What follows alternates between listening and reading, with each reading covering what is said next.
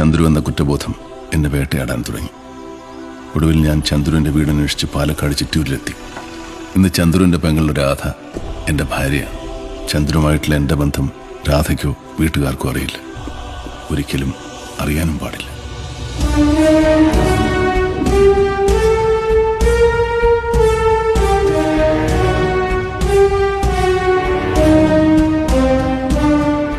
ഈ Don Don എന്ന് കേട്ടിട്ടേ ഉള്ളൂ. ആദ്യമായിട്ടാ ഇങ്ങനൊരു സാധനത്തെ നേരിട്ട് കാണുന്നത്.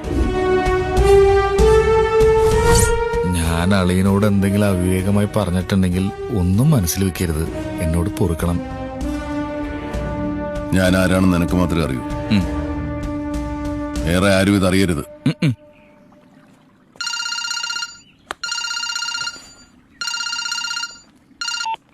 ഹലോ രാജ,